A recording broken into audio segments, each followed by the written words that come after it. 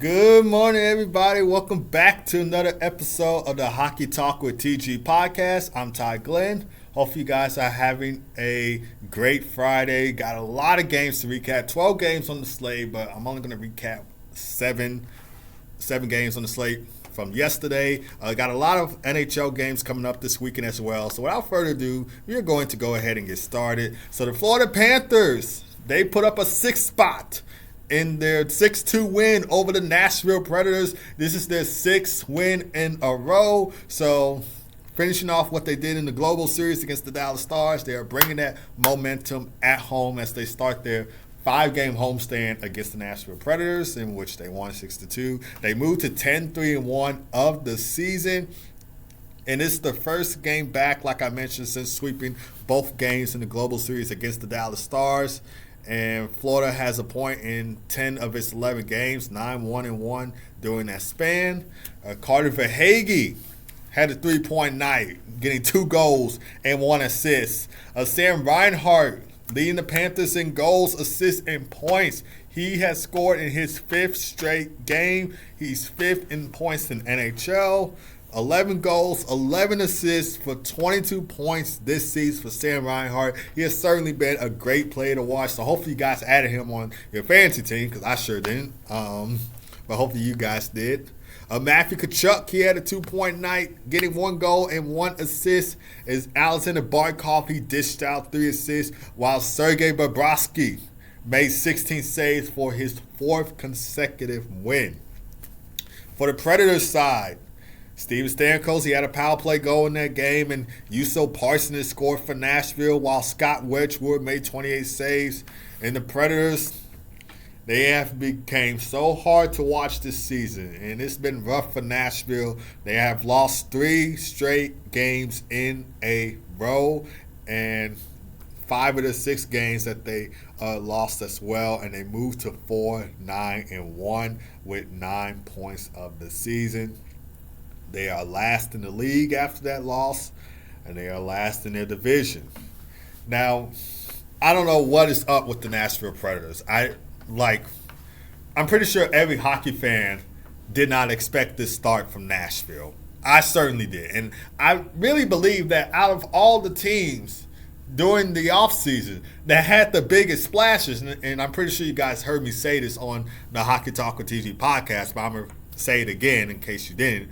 Out of all the teams that I felt like had the biggest splashes, the biggest additions of free agency was the Nashville Predators.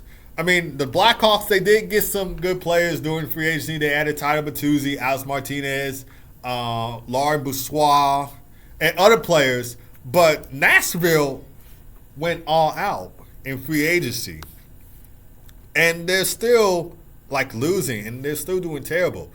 What needs to change for Nashville following that 6-2 loss to the defending Stanley Cup champion, Florida Panthers? Well, one thing that needs to change is defensive issues. So defensive breakdowns have been an issue for Nashville throughout the season so far. And they really need to tighten down on their defense. So I feel like that is one issue that has became a problem for the Nashville Predators. And another thing, offensive production. We're not seeing so much from the offense. And the Nashville Predators, they have a great top 6. I really do think they have a great top 6. And their offense has not been generating enough. It's been inconsistent, and they've been failing to get goals and cut to the net, and they have no scoring chances. So that's one thing I would say needs to improve. Special teams improvement. First power play unit for Nashville. Great power play unit. Added Stammer right there. And their power play and penalty kill has not been really good. I mean, they only had 1 power play goal in that 6-2 loss to the Florida Panthers. And that, of course, came from Steven Stamkos, right from his wheelhouse. And so the special teams needs to improve for Nashville. Team discipline and focus. Predators have appeared to struggle with consistency in effort and focus. And I heard Ryan O'Reilly say this after the Predators got shut out by the LA Kings, was that was the worst game of his career. The worst game of his career. And we, as a team, and I'm pretty sure that he didn't say the stuff that I'm saying right now, but I'm just summarizing what he said. I'm summarizing what he said. So he said that was the worst game in his career, and that we as a team need to do better overall and play this our type of game this season, go with the same rhythm and flow, and generate more scoring chances. We need to have good forward checking, good shots on net. He didn't say all this, but I'm just summarizing it. So that's basically what he said. And they had some good veterans in that locker room, like Ryan O'Reilly, for an example, who's been there, won the Stanley Cup, and Steven Stamkos, a two-time Stanley Cup champion, and a few more other veterans on the team. Philip Forsberg leading the way for the Nashville Predators, I believe, in goals and points. I think in goals he's leading the team. I'm not sure. And Tommy Novak has been an unreal player to watch for Nashville. So the core is there, but they just need to do something. And I believe it's a problem with that could be like coaching. Like Andrew Burnett needs to change up some stuff, change up lines if needed, get this team going and doing well throughout the season.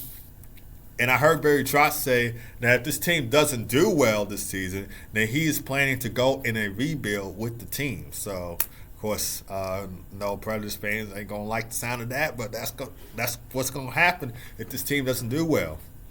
But the Predators, they return home to face Utah Hockey Club Saturday at 7 o'clock p.m. Central Time, while the Panthers continue their 5-game homestand against the Flyers Saturday at 5 o'clock p.m. Central Time. So we'll see how Nashville does against Utah Hockey Club, who, of course, is coming off of a 4-2 win over the St. Louis Blues yesterday. Of course, Dylan Holloway was back in the lineup for St. Louis, thank God, because he got hit in the throat, in the neck part with a puck, and I think he was kind of paralyzed for a second, and he was immediately left the game and went to the hospital. So thank God he is back on the ice and is well and playing with the St. Louis Blues. Because scary stuff like that is tough. It's tough, man. So, yeah. But Dylan Guenther had the game-winning goal in that game, gave the Blues 3-2 lead, and Jack McBain finished the game off with empty netters. So Utah Hockey Club takes the win in that one. Dylan Holloway, I don't think he had a goal and assist that game, but it's great to see him back on the ice with the Blues after that devastating and scary situation that happened in their win against the Tampa Bay Lightning Tuesday.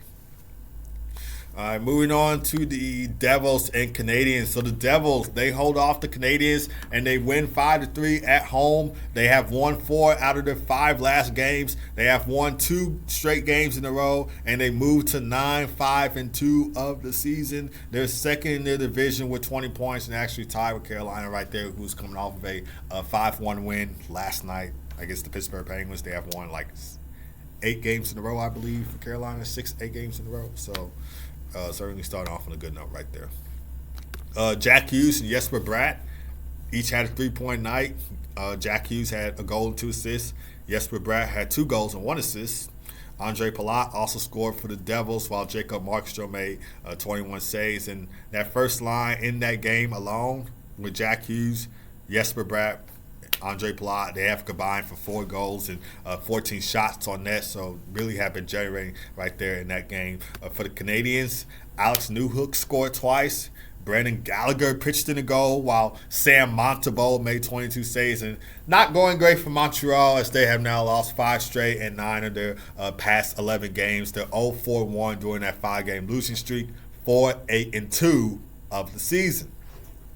But the Canadiens, they continue their 4-game road trip this Saturday as they head to Toronto to take on the Maple Leafs at 6 o'clock p.m. Central Time, while the Devils start a back-to-back set against the New York Islanders Saturday at 6:30 p.m. Central Time. So they head to Long Island, the mall, to play the Islanders, and then they're back at home Sunday to play the Sharks. Moving on to the Hurricanes and Penguins. So the Carolina Hurricanes, like I mentioned already, they won 5-1 last night against the Penguins. They have now won 8 straight games, and they move to 10-2-0 of the season. Jordan Martinook, Jacob Slavin, and Eric Robinson scored for Carolina. Jack Vasovic had 2 goals and assists for a 3-point night. Jalen Chatfield had 3 assists.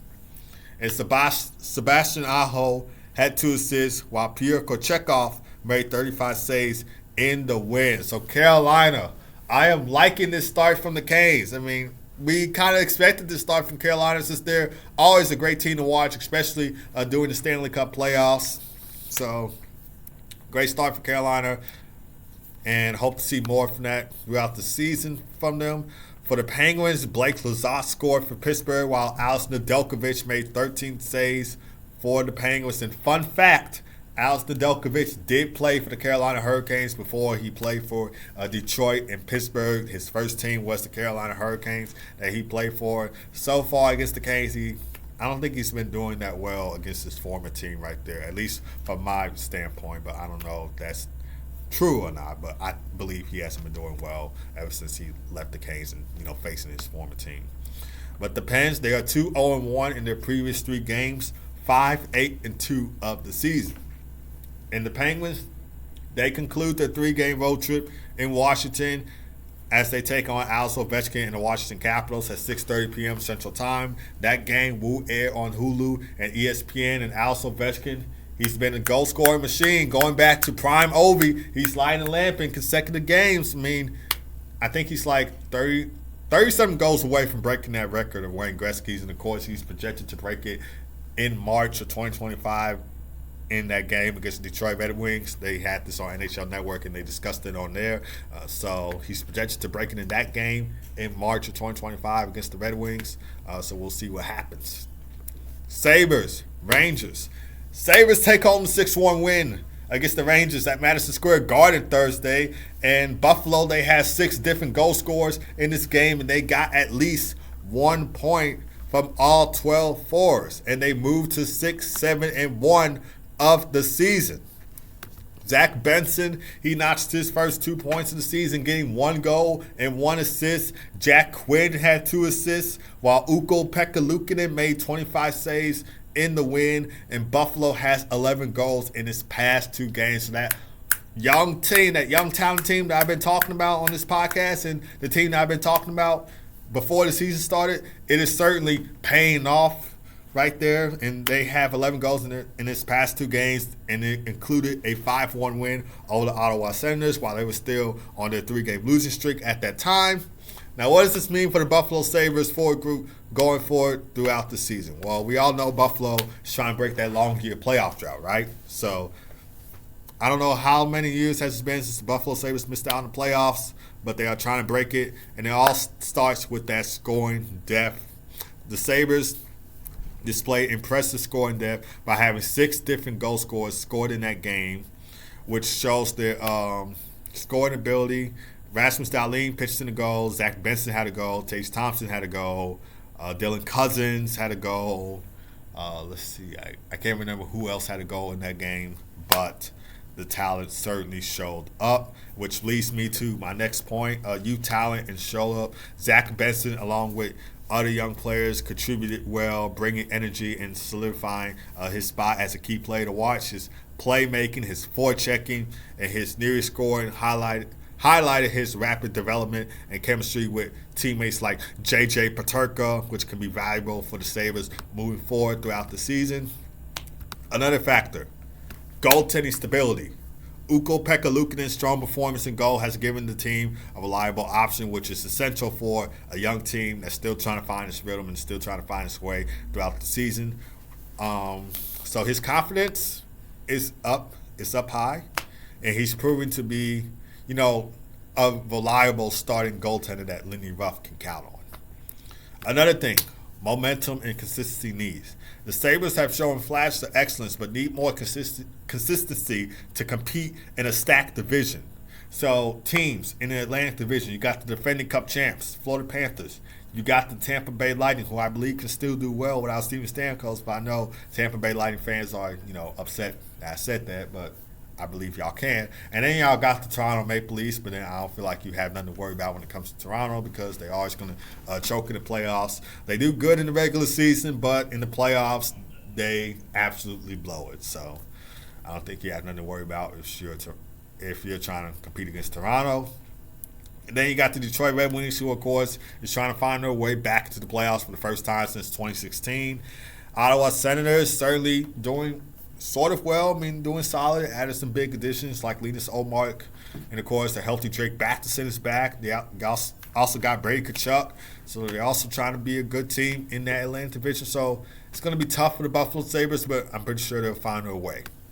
For the Rangers, Will Cooley scored for New York, and Artemi Panarin assisted on that goal for his 800th career NHL points. So he did it in 684 games. So 274 goals, 526 assists for 800 career points in the NHL in 684 games. And of course, he won the Calder Trophy in 2016 when he was on the Chicago Blackhawks. And he also played for the Columbus Blue Jackets and, of course, the New York Rangers. So he's played for 3 NHL teams throughout his career, and I miss watching him with Patrick Kane because I feel like they created such good chemistry on the Blackhawks. And, of course, when Patrick Kane was traded to the Rangers by the Blackhawks, they also created good chemistry as well, while also bringing in the addition of Vladimir Tarasenko. Igor Shesterkin made 7 saves on 12 shots faced in net before he was replaced by Jonathan Quick, who made 9 saves, and the Rangers are 8-3-1 of the season. 0 for 4 on the power play in this game alone, but bad news for Igor Shesterkin. His save percentage went from a .933 to a .920, so in that game. So needs to step it up in the next game, which of course will be against Detroit Red Wings Saturday at 6 o'clock p.m. Central Time, while the Sabres return home to start a 3-game homestand against the Calgary Flames Saturday at 12 o'clock p.m. Central Time. So that'll be an afternoon game for you guys to watch. Moving on to Utah Hockey Club and the St. Louis Blues. So Dylan Guenther scores the game-winning goal as Utah wins 4-2 against the Blues Thursday. So he scored the go-ahead goal with 3 minutes and 21 seconds remaining in the third period. And then Jack McMahon sealed the deal with an empty net goal as Utah moves to 6-5-3 of the season. Michael Kesselring and Matthias Michelli scored for Utah, and going into this game, Utah had lost 6 of their 7 past games. They were 1-4-2 during the span, and they lost 5 straight on the road. So the road record certainly hasn't been doing well for Utah. Entering this game, they were 0-3-2 during that span. And Connor Ingram made 13 saves for Utah Hockey Club right there. For the Blues, Jordan Kyrou and Colton Parayko scored for St. Louis, while Joel Hofer made 27 saves for the Blues. And Pavel Buchnevich had 2 assists for the Blues in the loss, and they moved to 7-7-0 of the season. Really liking what I'm seeing from Jordan Kyrou. Obviously, getting the points needed, and of course, I have him on my fantasy team, so that's even more better as coming from a Blackhawks fan, because Blackhawks and Blues have a big rivalry. They'll be facing each other in the 2025 NHL Winter Classics at Wrigley Field, so can't wait to see that game. But obviously, I'm like I said, I'm liking what I'm seeing from Jordan Kyrou, obviously getting those points needed in critical games. I'm not saying that was a critical game, but just saying in general. The Blues continue their 5-game homestand against the Capitals Saturday at 6 o'clock p.m. Central Time, while Utah Hockey Club ends their 4-game road trip in Nashville against the Predators Saturday at 7 o'clock p.m. Central Time. So, of course, Utah looking to end this road trip on a good note with a win before they head home against Carolina. Nashville looking to find that rhythm. They need to get a win at home. They need to get more chances on net. The offense needs to come. The defense needs to be solid. So everything Nashville is looking to, handle all of that. Can't really say, but it's a lot that needs to change for the Predators to do well and turn this bad start around. Moving on to 2 Central Division foes, Avalanche, Jets. Connor Hellebuyck made 35 saves in the Jets' 1-0 shutout win over the Colorado Avalanche. Second straight shutout for Connor Hellebuyck, and we could see him on Team USA in the 2025 NHL Four Nations face-off. So he made 21 saves. His first shutout was against Utah Hockey Club, and he made 21 saves in that 3-0 win, and he leads the NHL with 3 shutouts this season. So certainly doing well for the Winnipeg Jets, and the Jets in general as a team have been doing well as they move to 13-1-0 of the season. Fun fact, they're the second team in NHL history to earn 13 wins through its first 14 games in the season. And, of course, the Ottawa Senators got it done during the 2007-2008 NHL season. And their only loss, the Jets' only loss this season, was against the Toronto Maple Leafs. That was their only loss. But other than that, they have been red hot of late. And we have not, and to be honest, I knew the Jets were going to do well. I didn't know they were going to do this well. And I know that kind of didn't make no sense, but you guys know what I mean. I knew they were going to do good. I didn't know they were going to do this good. They have certainly been on fire of late. So unreal to see how they do. And, of course, they do play tomorrow, I believe. Yeah, they play tomorrow against the Dallas Stars Saturday at 2 o'clock p.m. Central Time. So we'll see if they can continue this hot momentum. Obviously, the Dallas Stars, I did predict that they'll win the President's Trophy at the end of the season. They have a talented team themselves. So I think this will be a great game to watch. Stars, Jets should be unreal. Of course, the Stars are coming off of a 3-1 win yesterday against the Blackhawks. So going into that game for Dallas against Chicago, they had lost 2 straight, of course. That was in the Global Series where they got swept by the Florida Panthers. But they certainly ended that losing streak, and they got a win at home yesterday against Chicago. And they look forward to back up another win tomorrow in Winnipeg. But for the Jets, Gabriel Velarde scored for the Jets. And for the Avalanche, Alexander Georgiev made 27 saves, who moved to 6-8-0 of the season. And Nathan MacKinnon and Cale Makar each had their season-opening 13-game point streak snapped. It was ended in that loss. So, like I mentioned already, the Jets conclude their 4-game homestand against the Dallas Stars Saturday at 2 o'clock p.m. Central Time. The Colorado Avalanche, they are starting their home game stance themselves as they look to get a win against the Carolina Hurricanes Saturday at 8 o'clock p.m. Central Time. All right, Canucks, Kings, Quinn Hughes notched 2 points in the Canucks 4-2 win over the LA Kings. He had a goal and an assist for 2 points. And the Canucks win their 3rd straight game. They sweep all 3 games of their California road trip. They're 7-1-1 in their past 9 games. And they move to 7-2 in 2-3 of the season. Jake DeBrusk had a goal. Connor Garland had a power play goal. And, of course, JT Miller sealed the deal with an empty netter, while Kevin Lankinen made 26 saves for Vancouver. Bad news, though. Brock Boeser did leave that game after taking an illegal check to the head from Kings forward Tanner Jeannot in the first period.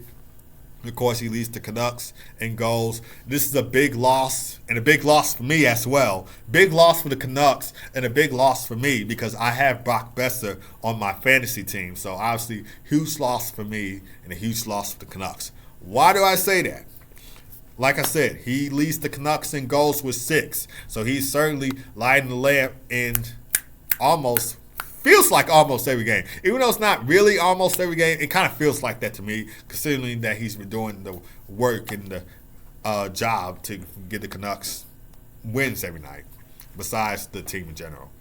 An offensive depth challenge with Brock Boeser injured. Canucks offense needs to step up, which I'm pretty sure is not a problem because other than Brock Boeser, I've seen other Canucks players on their offense that stepped up when the team needs them the most. So, pretty sure it's not going to be a problem. And, of course, playoff aspiration. This could possibly affect the Canucks going to the Stanley Cup playoffs with Brock Boeser out, but I feel like it shouldn't be a problem. It's your team like Vancouver, but obviously they will need Brock Boeser back in time, which I'm pretty sure they will. I don't know how long he's going to be out for. But hopefully it won't be that long because he's a key player to this Canucks success. For the Kings, Quentin Byfield and Vladislav Gavrikov scored for LA, while Darcy Kemper made 20 saves, and this was Quentin Byfield's 2nd straight game that he scored a goal. And, of course, the Kings are back home Saturday against the Columbus Blue Jackets at 8 o'clock p.m. Central Time. The Canucks also play Saturday, so they return from a 3-0 California road trip to start a 6-game homestand against the Edmonton Oilers Saturday at 9 o'clock p.m. Central Time. Moving on to the Wild and Sharks. To the Wild, they topped the Sharks 5-2. Minnesota, they moved to 9-2-2 of the season. They have won 4 out of their past 5 games. Kirill Kaprizov had a 3-point night, notching only 3 assists. And he moves into second in NHL with 24 points. Of course, Nathan MacKinnon, who had his 13-game season opening point streak snapped in yesterday's shutout loss to the Jets, he leads the NHL with 25 points. Matt Boldy, he had a 2-goal night, scoring twice for the Wild. Zach Bogosian, Jonas Brodin, and Max Zuccarello also had a goal, while Marc-Andre Fleury made 24 saves. And for the Sharks, Macklin Celebrini scored twice. This is the first 2-goal game of his career. Probably not the first multi-point game of his career, because in his debut he did have a goal and assist before he got injured. So second multi-point game of his career, and of course first 2-goal game of his career for Macklin Celebrini. Vika Vanacek made 26 saves for the Sharks as they moved to 4-9-2 of the season. They start a 4-game road trip in New Jersey Sunday when they take on the Devils at 6 o'clock p.m. Central Time. The Wild are entering their second game of a back-to-back as they play the Anaheim Ducks Friday at 9 o'clock p.m. Central Time. All right, NHL games on the slate. So there's only 4 games that are coming on today. And that is Detroit Red Wings taking on the Toronto Maple Leafs. Of course, an original 6 matchup. Always fun to see. It would be cool to see the league do at least, or probably could be a summer, off-season thing, right? It could be like all 6 original 6 teams just compete in like a summer league, kind of like how the NBA has a summer league. It could be the same thing for NHL with all 6 original teams competing in like a summer league, and I think that'll be fun to see for hockey fans in general. They do have the 3 ice hockey league going on. Could be fun to see just 6 original. They're all original 6 NHL teams compete in a summer league, kind of like how the NBA does. But anyway, that's coming on at 6 o'clock p.m. Central Time. Red Wings, Maple Leafs. Austin Matthews, I don't know if he's going to be in that game when they take on Detroit Red Wings. Of course, the Red Wings are coming off of a 4-1 win in Chicago against the Blackhawks, and they look forward to get another win in Toronto before they head home to face the Rangers Saturday. So we'll see what happens in that game, and we'll see if Austin Matthews is able to be in the lineup in that game, because in their last game against Boston, I believe, he wasn't in the lineup. So we'll see if he plays tonight's game. And then the Pittsburgh Penguins versus Washington Capitals at 6:30 p.m. Central Time. This game will air on Hulu and ESPN+, so you'll be able to watch it on Hulu if you have it. Of course, always fun matchup to watch because these two are division rivals, and Sidney Crosby versus Alex Ovechkin. Like I said, Ovi, he's been fire of late with goal scoring, going back to prime Ovi. We'll see if he lights another goal in this game. Of course, Sidney Crosby, we'll see if he puts up some more points in this game as well. Of course, 2 great hockey players, 2 veterans, and always, it's always fun to see Sid and Ovi match up against each other.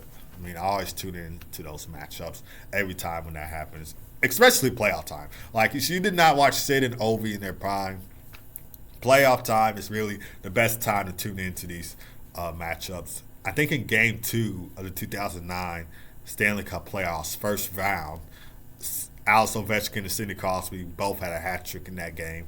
But I think the Capitals won that game. But Sid and Ovi both had hat tricks in that game, and that was unreal. 2009 Stanley Cup playoffs, first round. And then, like I mentioned already, Minnesota Wild are playing a back-to-back. Minnesota Wild are playing a back-to-back game. They won 5-2 yesterday against the San Jose Sharks. They played today against the Anaheim Ducks, who have now lost, 2-3 straight games already. So we're looking forward to break that losing streak in tonight's game against the Minnesota Wild. And then the final game of the night, Vegas Golden Knights taking on the Seattle Kraken, 9 o'clock p.m. Central Time. Of course, these two teams, they're still kind of new, even though the Golden Knights started in 2017, Kraken started in 2021. They're still kind of new in the league. They have played each other in the Winter Classic before. Now it's last year, which the Kraken had a 3-0 shutout win, I believe. So 2 expansion teams going at it again. Of course, there are 5 games for Hockey Night in Canada. Of course, Two of these games are like afternoon games, but we're still going to stay them anyway in case they might show them at least the highlights for that game during Hockey Night in Canada. So we got the Calgary Flames taking on the Buffalo Sabres Saturday at 12 o'clock p.m. Central Time, followed by Dallas Stars taking on the Winnipeg Jets at 2 o'clock p.m. Central Time. And then the Ottawa Senators face the Boston Bruins at 6 o'clock p.m. Central Time. This will be our NHL network for U.S. residents. And then the Montreal Canadiens taking on the Toronto Maple Leafs at 6 o'clock p.m. Central Time. Original 6 matchup right there. So, of course, the Leafs are playing a back-to-back today against Detroit and then tomorrow against Montreal. And then the Edmonton Oilers play the Vancouver Canucks at 9 o'clock p.m. Central Time. So just 4 games on the slate for today, 5 tomorrow. Well, 5 games for Hockey Night in Canada tomorrow. I'm trying not to get anyone confused. But there's 5 games on the slate for Hockey Night in Canada tomorrow. 4 games on the slate for today, though. So hopefully you guys didn't get confused right there. All right, guys, so that's going to do it for this episode of Hockey Talk TG Podcast. So thank you guys for tuning in as always. Hope you guys have a great weekend. God first as always. Be blessed. And I'll see you guys Monday for another episode of the Hockey Talk TG Podcast. Of course, lots of games coming on this weekend, so make sure you tune in, and peace.